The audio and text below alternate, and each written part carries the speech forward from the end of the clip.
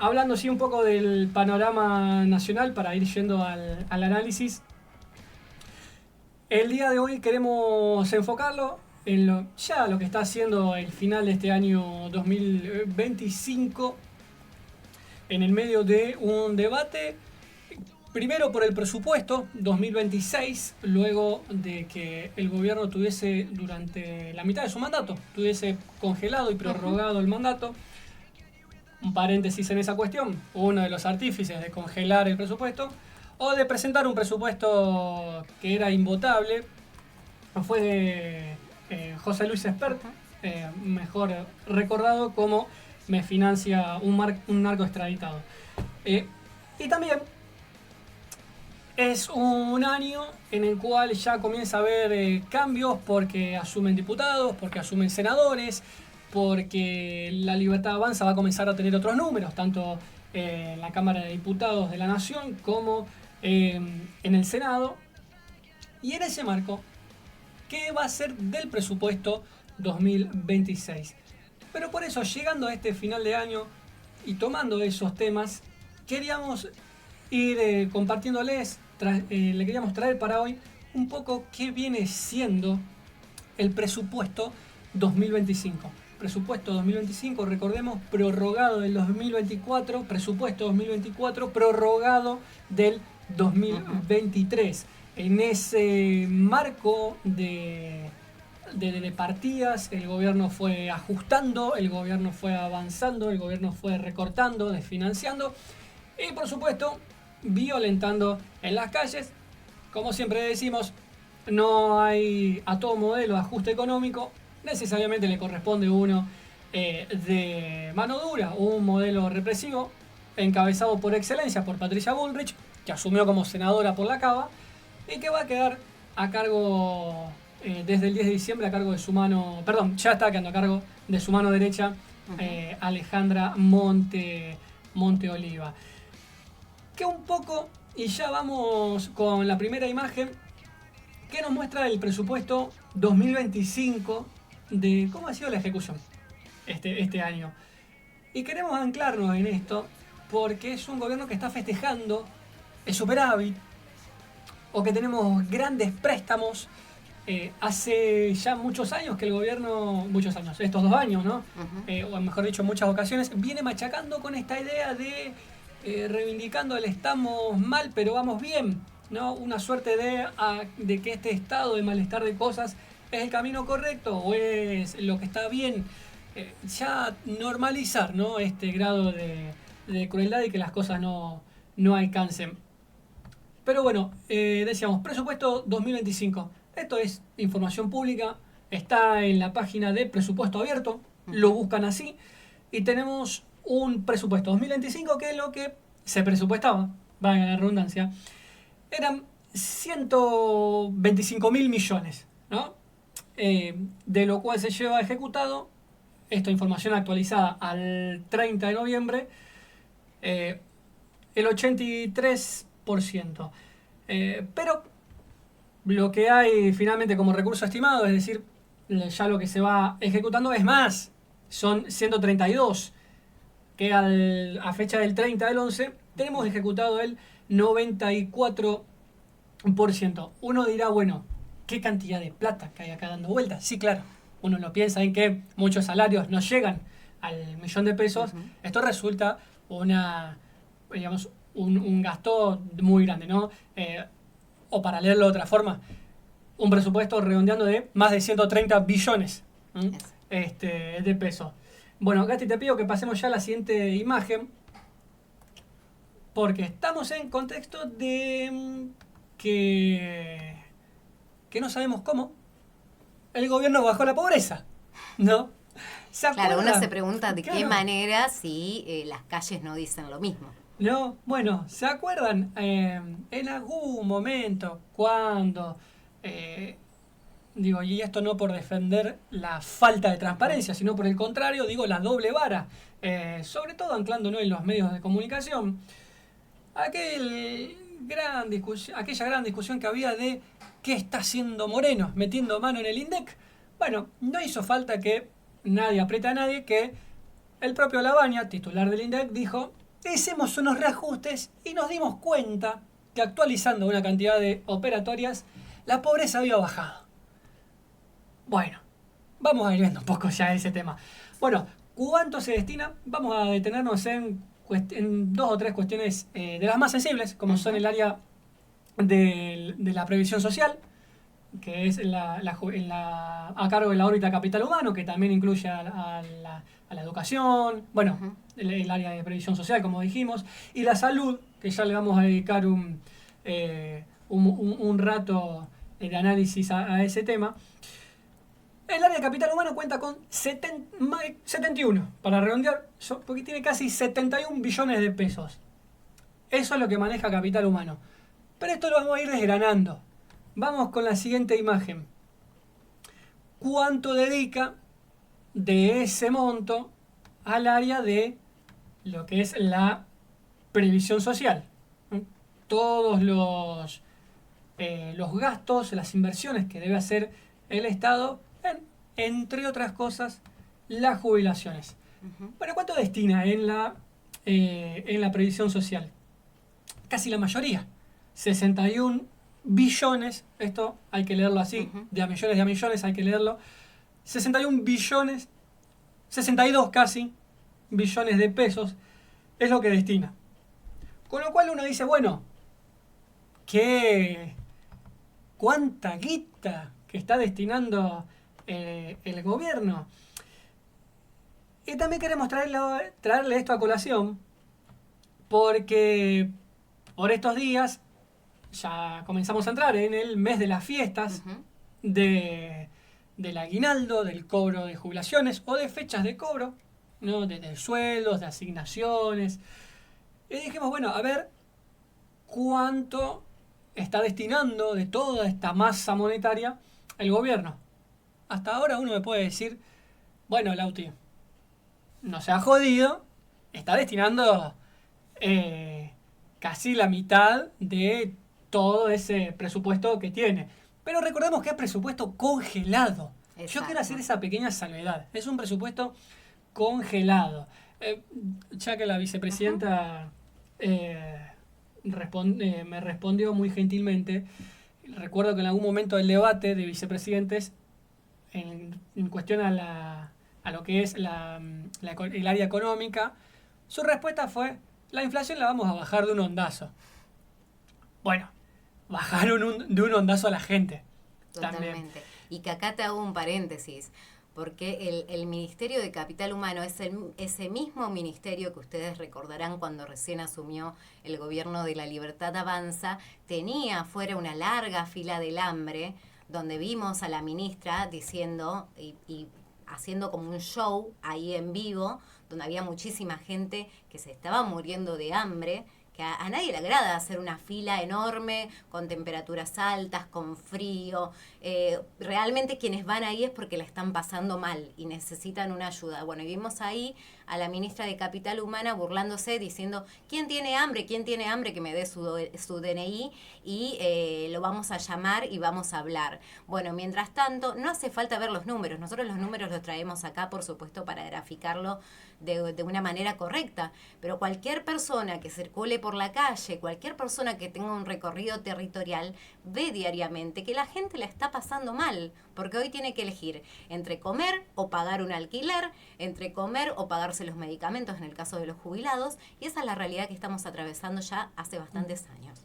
Bueno, recuerdo en este momento, y aprovecho para mandarle un saludo y agradecerle el material que siempre aporta, las veces que hemos hablado con Nicolás Parisi, coordinador general del CECIAC, que releva precios y el consumo aquí en Rosario, en distintas ocasiones, Nicolás lo que nos decía era, esto ya trasciende, este es agregado mío, pero que esto ya trasciende una cuestión ideológica. Y sí, lo que nos marcaba Nicolás es, mes a mes, lo que estamos viendo, lo que estamos relevando, es como los jubilados están optando si comprar un medicamento o si comer. Y si compran un medicamento, lo comparten o consultan si pueden darle algo más barato o hablando mal y pronto, de las peores marcas. O jubilados asistiendo a comedores. Jubilados pidiéndole al hijo o al conocido o a su vecino de más confianza, no me prestas un poco de tu sueldo, no me prestas comida, o si por casualidad tomamos el mismo medicamento, no me prestas tu medicamento. Digo, esa es la realidad que estamos transitando con este presupuesto que a uno lo puede obnubilar porque uno no tiene 70 billones, digamos, en el bolsillo. Pero cuando uno lo desgrana, uno eso lo tiene que poner en un universo de que somos 47 millones de argentinos, más de 47 millones según el último censo hecho, con un montón de gastos, con otra cantidad de gastos que tiene que afrontar el Estado. Dicho sea de paso, seguimos esperando la respuesta de Caputo por el oro que se envió a Londres, por ejemplo. Digo, entonces, cuando uno lo va desgranando, detrás de esos anuncios grandilocuentes de tenemos un préstamo, tenemos un crédito, destinamos la mayor parte del presupuesto, bueno, lo que se oculta es toda esta realidad. Pero vamos con breves recortes decíamos, son fechas de cobro, de una cantidad de prestaciones, de sueldos, de asignaciones. Vamos con rápidas capturas de 3-4 notas que sacó La Nación al respecto de esto. Si podemos tener en pantalla ya la imagen 4, nota del 2 de diciembre. ¿Cuándo cobran los jubilados? Claro, es de ayer. ¿Cuándo cobran los jubilados? En diciembre del 25 con el aguinaldo. ¿Cuánto cobran? Perdón, no cuándo. ¿Cuánto es lo que cobrarán los jubilados en diciembre del 25 con el aguinaldo y el aumento confirmado? ¿No? Y acá se confirma el aumento de 70.000 pesos que se sigue manteniendo congelado, porque recordarán que era una catástrofe elevar un bono por 30.000 pesos, ¿no? Y ahí el asado para los héroes del ajuste que hizo Milei. Bueno, pasamos Gasti, ya a la siguiente imagen. ¿En cuánto quedará ese gran aumento que contempla muchísimos gastos? Bueno, la jubilación mínima en 341, con bono y aguinaldo en 580. Yo quiero recordar que esto es por única vez. Por única vez en el año los jubilados van a cobrar menos de 600.000 pesos. Y luego no llegan a 400.000. No llegan a 400.000. ¿Quién vive hoy con 400.000 pesos? Yo quiero decir, digamos, ese es el tamaño de la insensibilidad y de la miseria que tiene planificada esta gente. Bueno, jubilaciones máximas, más de 2 millones de pesos, con aguinaldo queda en 3.400.000. Sabemos que son las menos. Cuando uno revisa la pirámide de ingresos, no hablamos del mayor universo de jubilados. Una PUAM, la prestación universal para el adulto mayor, en 272. Con el bono de 70 más el aguinaldo en 479. Pero insisto, esto es por única vez. Ya a nadie le alcanza por una mierda con esto. Y esto es por única vez. Por única vez. Es la migaja del fin de año lo que está ofreciendo la cartera de Sandra Petovelo. Y las PNC, las pensiones no contributivas por invalidez o vejez, 238 con aguinaldo y con el bono de 70 en 427. Ese es la real dimensión y alcance de ese presupuesto que se presenta como el gran presupuesto en el cual el gobierno pone casi todos sus recursos allí. Pero con todas estas consideraciones que le hicimos, el aumento, la baja del consumo, un gobierno que se continúa endeudando, que reprime y persigue la protesta, cuando uno lo desgrana en el cotidiano, lo que se encuentra es con este tipo de cosas. Exacto. Y decíamos recién, nos queremos centrar en algunos datos particulares y queremos compartir con todos ustedes datos del CEPA, del Centro de Economía Pública Argentina, que realizó un informe con la ejecución presupuestaria de la Administración Pública Nacional durante los 8 primeros meses de este año, por eso es probable que algunos de los datos que vamos a brindar se hayan actualizado, pero esto es como para que puedan tener un pantallazo general. Y lo que muestra este informe es una caída real del gasto total del orden del 31% respecto a lo que fue el 2023. Ahora vamos a ir desandando lo que es el sistema de salud, que preocupa muchísimo, porque como todos ustedes sabrán, hay rebrotes de casos de sífilis, hay casos de tos convulsa que hacía muchísimo tiempo que no se veía y que ahora tenemos diputados que en el Congreso hacen un show, una pantomima, hablando en contra de las vacunas, cuando sabemos que las vacunas son precisamente las que previenen este tipo de enfermedades. Pero bueno, ahora en un ratito los vamos a ir desandando. Lo que sí también me interesa analizar de este informe, tiene un dato no menor, porque mientras mientras en salud, en seguridad, en ciencia y en educación hay recortes, hay un número que aumenta. Y no es casual. ¿Cuál? ¿Los salarios? No. Ah. No. Se observa un aumento del 23% en la ejecución de la Secretaría de Inteligencia del Estado. ¿Qué quiere decir esto? Plata para perseguir hay. Plata para los jubilados no hay. Plata para los trabajadores tampoco, para que tengan salud mucho menos, para que se puedan educar mucho menos, pero para perseguir sí hay plata. 23% de aumento, vuelvo a repetir, en la ejecución de la Secretaría de Inteligencia del Estado.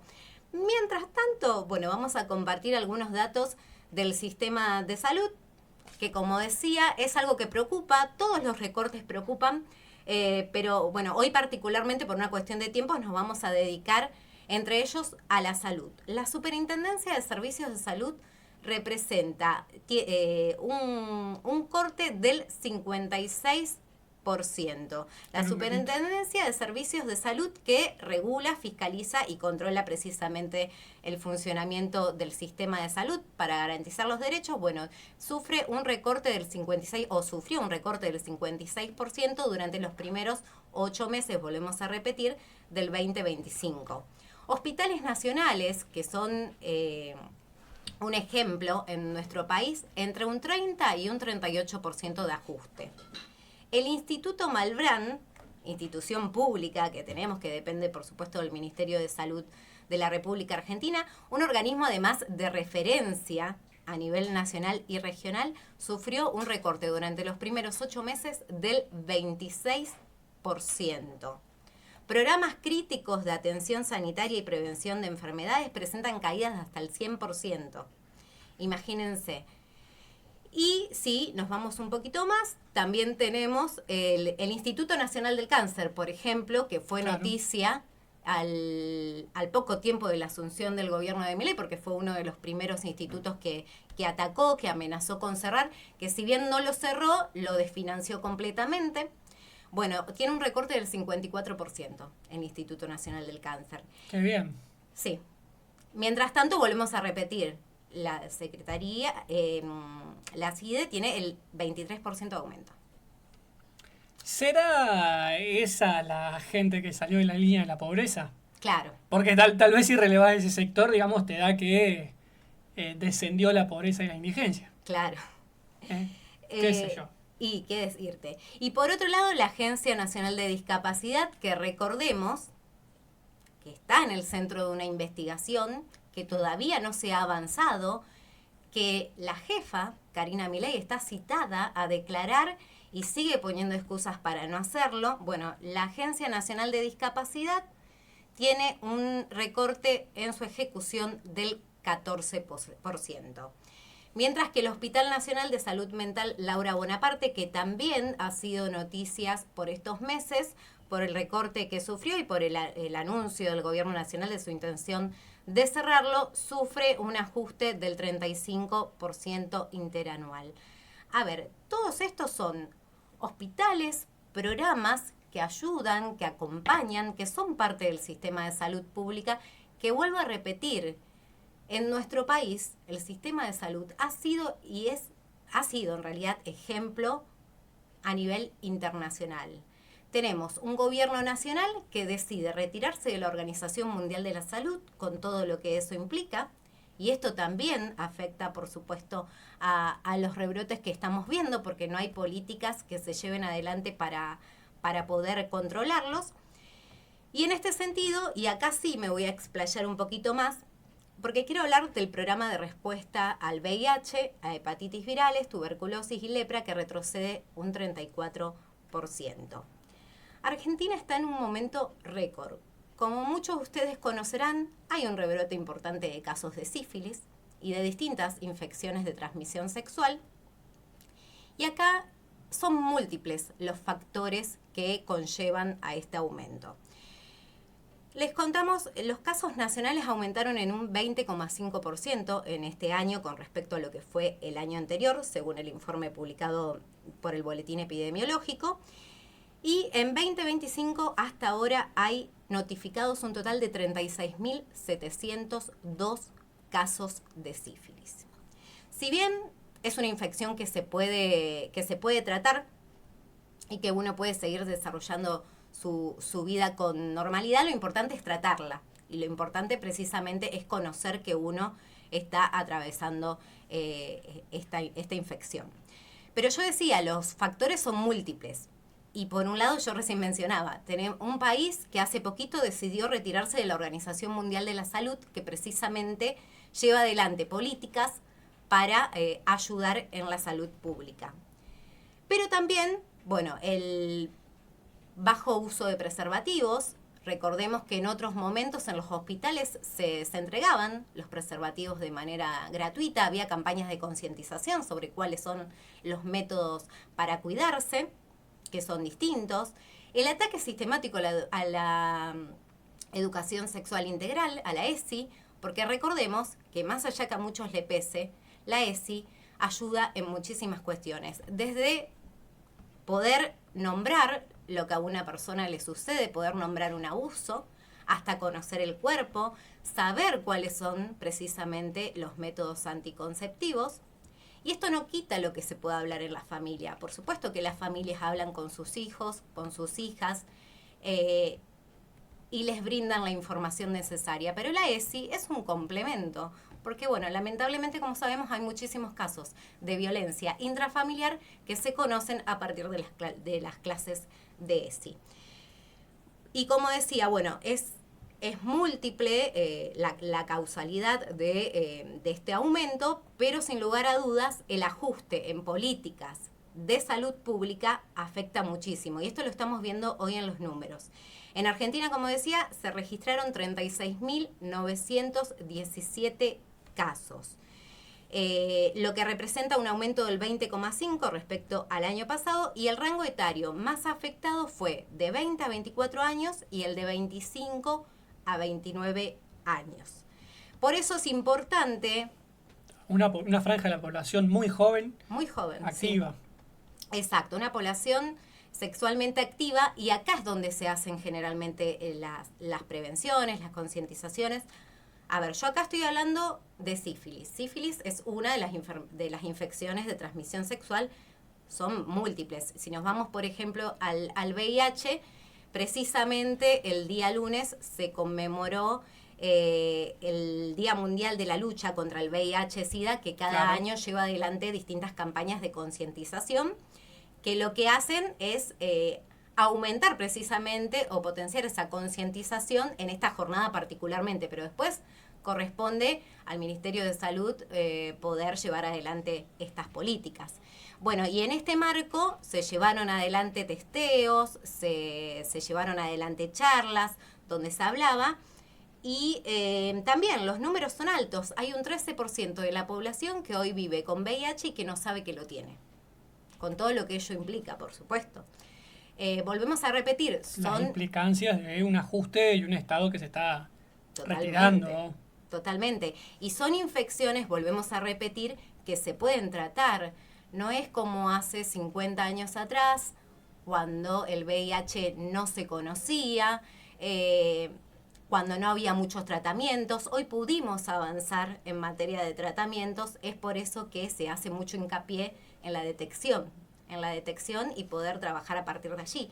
Pero si tenemos un gobierno nacional que ajusta a los programas de prevención y que ajusta a los programas de acompañamiento, donde hoy también hay muchas personas que conviven con el VIH que no están recibiendo la medicación. Corregime, Noé, que estás con la data fresca en el tema salud, pero si, si la noticia es correcta, digo porque posiblemente no me haya actualizado, pero digo, es un gobierno que confirmó el recorte en el calendario de vacunas, ¿no?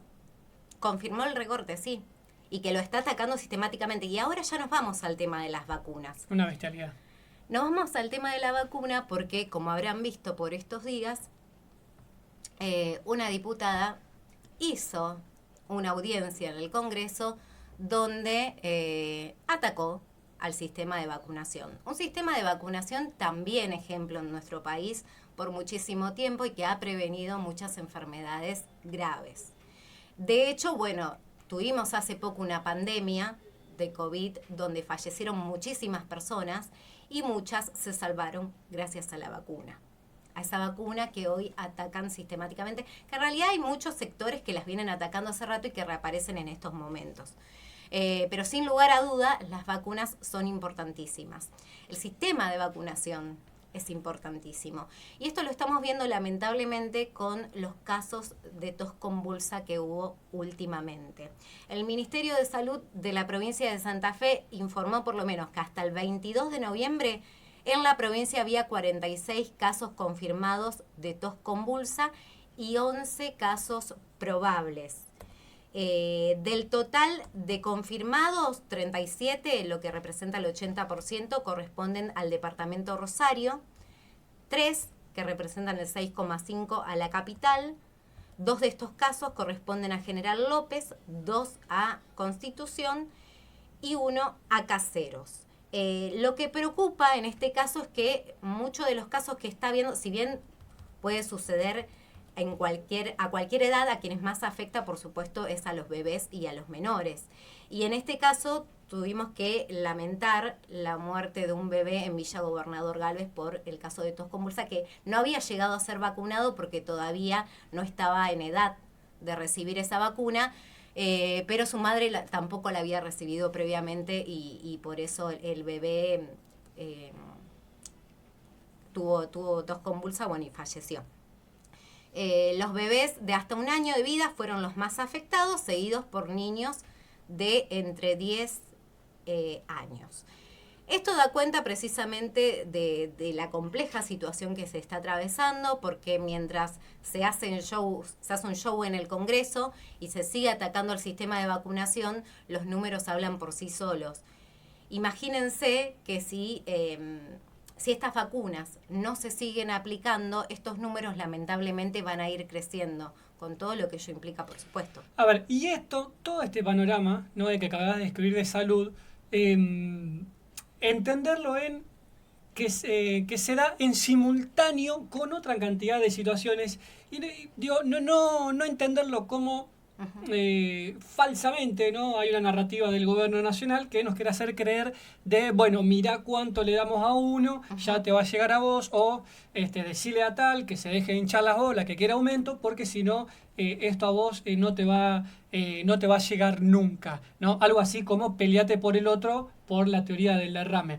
Cuando uno lo ve con el presupuesto que le acabamos de mostrar, que aunque está expresado en millones de billones, es poco porque se desgrana y la realidad es esta, todo este panorama que venías comentando, ¿no?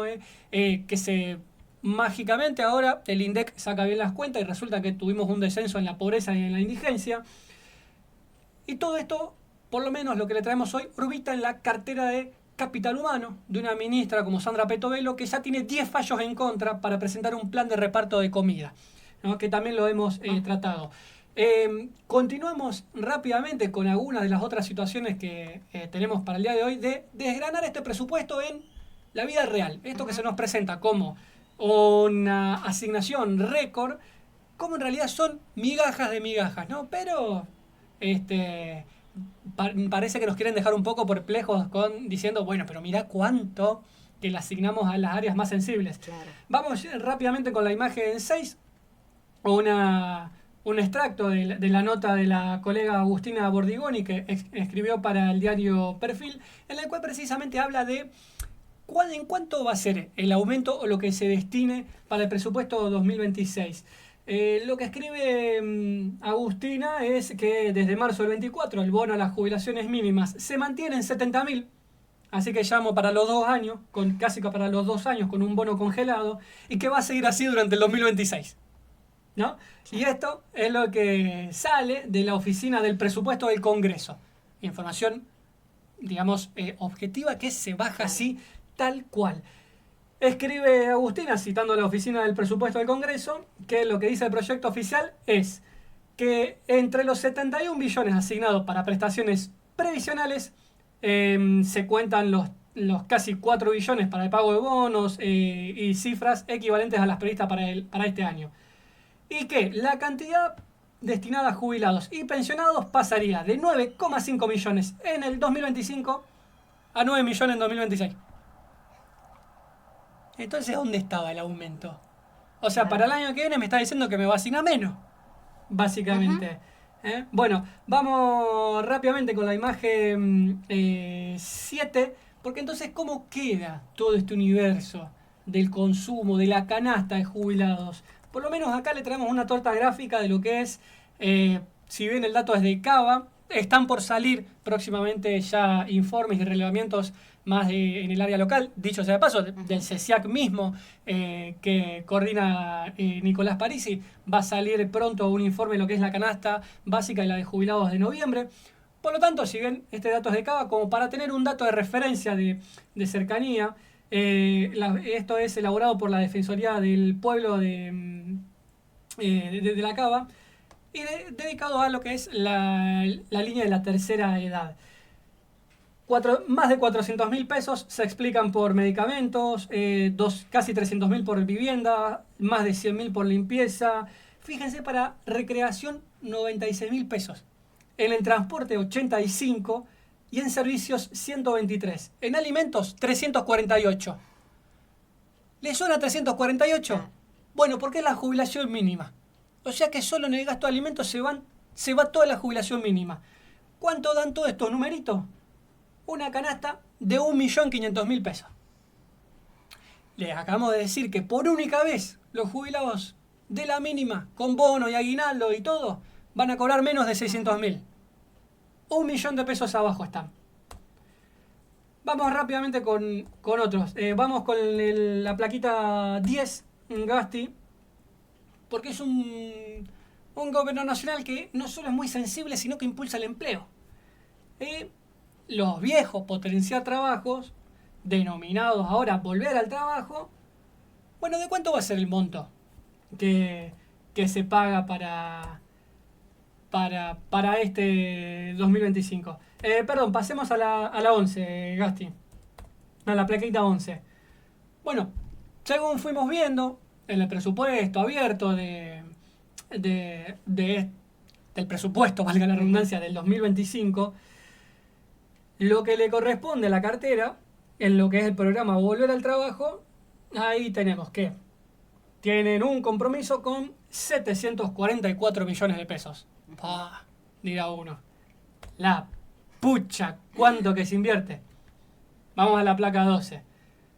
¿En cuánto queda esta millonada de pesos que, claro, uno lo ve así o se lo presentan así y uno dice, bueno, que entonces el truquito narrativo sería, entonces van como 700 millones de pesos para cada uno.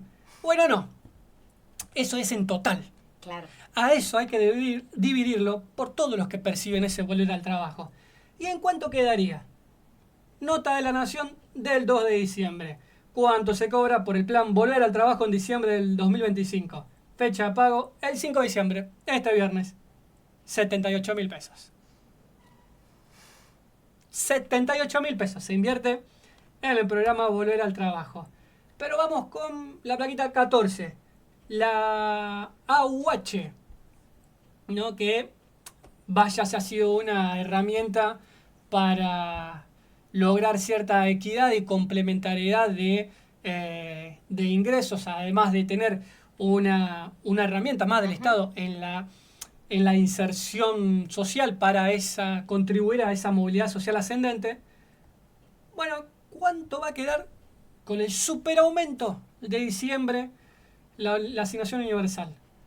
También, esto es nota de La Nación del día de ayer, ¿no? Es una serie de notas de las fechas, de las distintas asignaciones y cobros que se van a dar en esta primera semana de diciembre. La UH, la que es la asignación universal por hijo, redondeando, 98.000 pesos. Por hijo con discapacidad, 319. Asignación por embarazo, redondeando también, 98. Y aclara, el 20% restante queda retenido hasta que se presente la libreta de AUH con el fin de acreditar la asistencia escolar y sanitaria de los menores. Ese es el costo del ajuste, del hambre, de la perversión, de la miseria planificada. Es el costo de reprimir también, de todo lo que se va a la Secretaría de Inteligencia, que bien mencionabas, mientras se recorta en salud, mientras se recorta en educación. Es la cartera también, la de Sandra Petovelo, que en conjunto con la de Economía, ya desde principio de año, venían pensando en este plan de paritaria cero, que les podrá sonar porque hoy, por ejemplo, en la reformita laboral que quiere meter el gobierno, tiene este plan de paritaria por sector y dentro de poco paritaria por persona, ¿no? Alentando la desafiliación sindical. Todo esto que se presenta como billonadas de pesos, mira, porque los números te los pueden dibujar. Yo te puedo decir, yo destino el 80% de mis ingresos de esto. Ahora, si soy un rata que manda 100 pesos, que yo te diga que destine el 80% de mis ingresos, y medio que me estás cagando, me parece. Me parece que un poquito me estás agarrando para la joda. Pero ese es el costo de hambriar, de dibujar los números, de reprimir, de perseguir, de estigmatizar. Y es el costo también de comprometerse a rajatabla con algunos compromisos como con el Fondo Monetario Internacional. Y ya con este videito, el último que tenemos para el día de hoy, ha sido un gobierno que se ha sometido tanto, pero tanto a los intereses extranjeros, que ha tenido las relaciones carnales ya están quedando cortas en lo que es este periodo de Milei, de la Libertad Avanza, y ha sido tanta la sumisión y la intromisión extranjera en Argentina que el mismo Fondo Monetario no solo instó a que la Argentina continúe por este camino, sino que hace poco más de un mes fuimos a rescatar el archivo.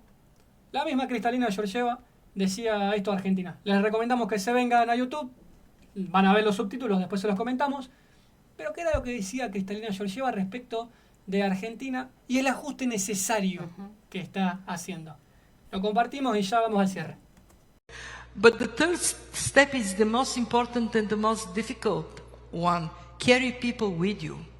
Get people to understand that a ballooning deficit and more public spending not necessarily good for them. And that is where I see it across, not just in the United States, everywhere. We still haven't figured out how to do that, how to bring people with us on things that are tough. In my part of the world, in Central and Eastern Europe, we have had examples of brave leaders doing very difficult stuff, cutting pensions and wages by 40-50% and being re-elected. Why? Because they carried people with them. There is confidence that needed to be done. We now look at Argentina. Argentina is taking a very dramatic adjustment program forward. The success is going to be based on carrying people with you. Un ajuste completo, una dependencia total del Fondo Monetario Internacional y todo esto en un contexto, volvemos a recordar, estamos próximos a que se vote el presupuesto 2026, donde el gobierno nacional ya está llevando adelante reuniones con distintos gobernadores para acordar que le voten el presupuesto que va a presentar a cambio de algunas concesiones. Entre ellas, bueno, los distintos gobernadores dialoguistas que conocemos están pidiendo que se les asignen los ATN y el impuesto a los combustibles que ya venían reclamando. A cambio de ello, los gobernadores dialoguistas accederían a votar este presupuesto 2026, que va a traer más recesión, que va a traer más ataque a áreas centrales. Volvemos a repetir, no solamente en la salud, hoy nos abocamos definitivamente a la salud porque es uno de los sectores que más está siendo golpeado, pero no nos olvidemos del sector de discapacidad, hablamos también de los jubilados, tenemos que hablar del ataque sistemático a la ciencia, a la educación, y a las fuerzas de seguridad también, que si bien hoy no le dedicamos tiempo, también están siendo ajustadas. Esas fuerzas que están cada miércoles golpeando a los jubilados, golpeando a todas las personas que van a marchar, bueno, también están siendo atacadas y sus ingresos reducidos. En este contexto estamos. Plata para la población no hay, pero para la CIDE sí.